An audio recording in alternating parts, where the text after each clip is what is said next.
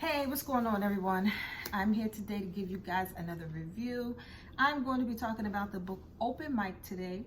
And Open Mic is a memoir. It's the memoir by Mike Hill. And Mike Hill is the now husband of Cynthia Bailey from Atlanta Housewives.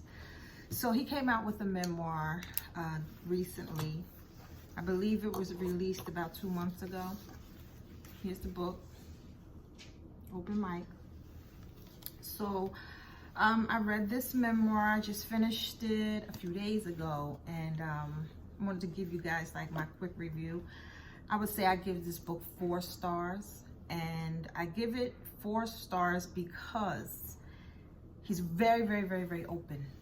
He's very open. He's very authentic. I found this book like really interesting because it felt like he was like purging all his sins. He told everything that he's ever done to any woman that was really bad.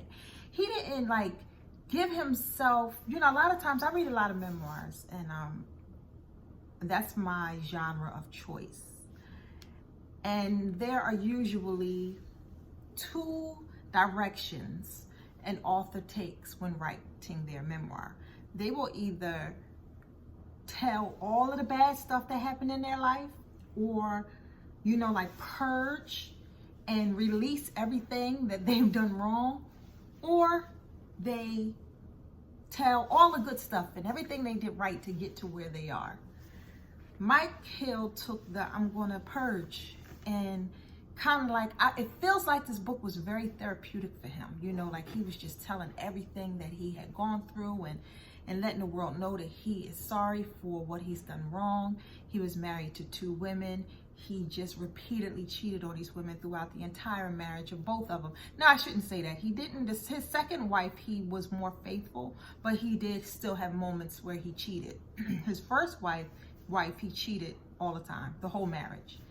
And his behavior and how he treated women went as far back as high school, and I think maybe middle school even. And he wrote one story about a woman or a young girl, should I say, because he was in high school at the time, and the girl had cheated on him, and he got upset. So he had sex with this girl, and his homeboy was somewhere else in the house. And when he left the bedroom, he walked out, and then he told his boy, like, listen, you can go hit that if you want to, because I'm done. And he said, thankfully, his boy didn't listen to him, or his boy didn't like take that as a, yeah, let me go and let me go do this, because it could have been horribly wrong, turned out horribly wrong. He would have been responsible for basically having this girl raped, because he told his boy, like, go ahead, go in there and go get some, and that was crazy. He seemed very remorseful in the book. He tells everything, and he lets us know the title is Open Mic because he is going to be so vulnerable, and he is going to be so authentic, and he is going to share some things that most people wouldn't talk about. And he goes there throughout the entire book. He goes there. I didn't know a lot about Mike Hill before this book. I knew he was a sportscaster because I've seen his face before, and I like sports, so I knew that he was a sportscaster. He talks about working for ESPN and how a lot of people thought that he was trying to copy Stuart Scott. And he said, that's not true. I was being me, and I'm being me, but yet you guys think that I'm trying to emulate him. Why can't both of us just be this way, And he was upset about that. He talked a lot about ESPN, and he didn't have a good experience with them. But as I was getting ready to say, I didn't know a lot about Mike Hill at all, and I really started, hearing about him when he went on Atlanta Housewives and started dating Cynthia Bailey. And after reading, look at the back of the book, it has him and Cynthia.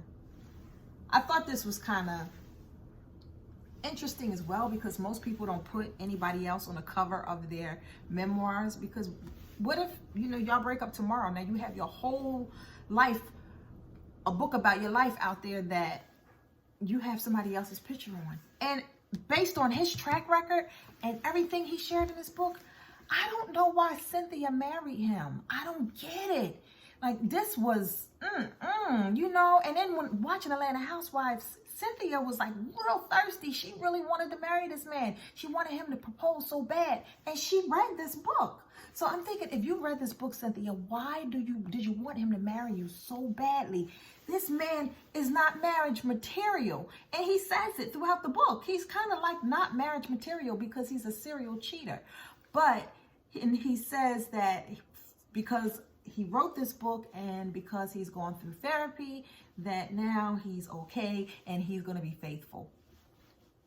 But he also says in the book that he met Cynthia because he wanted to broaden his career on television by getting into a different field outside of sports.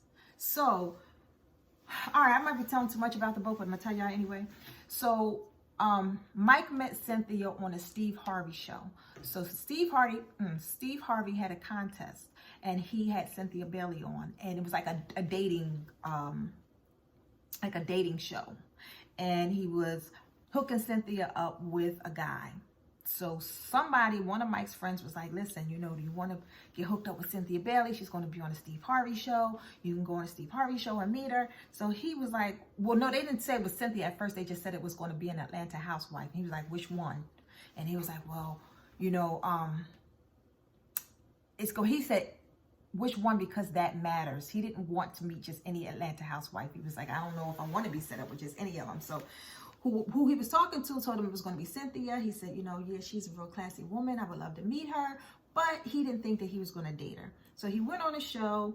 It was like a game, like the dating game type situation.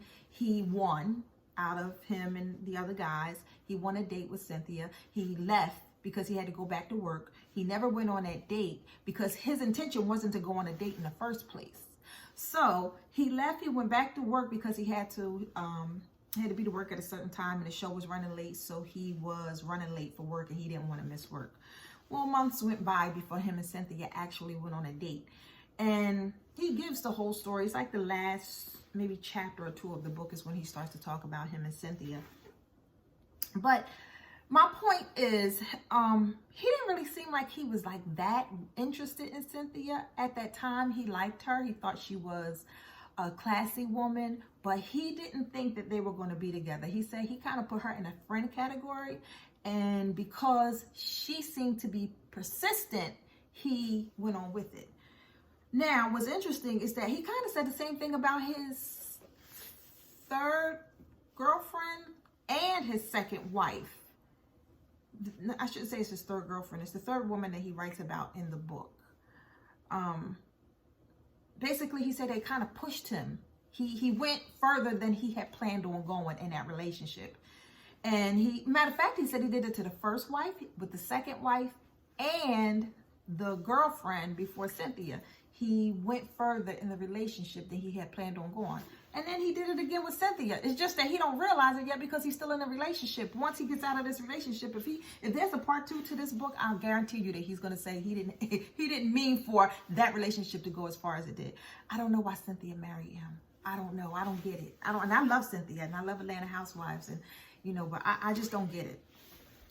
Anyway, he's funny. He comes through as he has a nice comedic flair in the book. I do like that.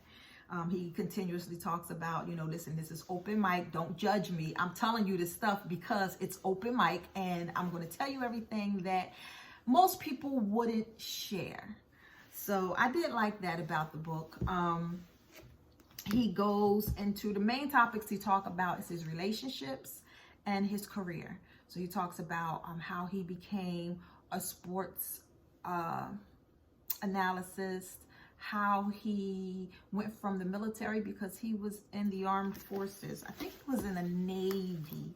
I took a little notes while I was reading, but I didn't, just a little bit. And I don't even really, let me see, he talked about, the Navy. Guess I didn't write that one down. Yeah, I don't remember which branch of the armed forces he was in, but he talks about that. He talks about the title. He says open mic means that he is going to be open and tell the world his truth, which is what he did. He was open and he told the world his truth. When he had his heart broken, he said through going through therapy, he realized that he started treating women the way he treats them because he had his heart broken at a young age. He never got over it. So he took it out on every woman that was in his life. There was one story he talked about with his mom that bothered me a lot. And this is when, because I can tell you, I'm not a Mike Hill fan after reading this book. I'm not. I give it 4 stars. I think it was an entertaining book, but it didn't make me like him anymore. And it definitely has me looking at Cynthia in this relationship sideways.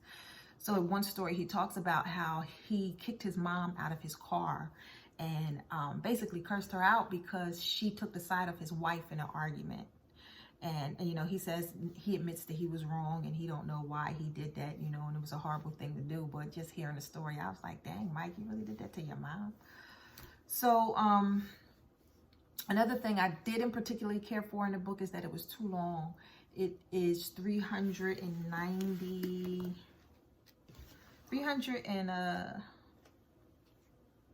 pages. To me, that's too long. I am the queen of memoirs. Y'all will soon understand and learn that that's true.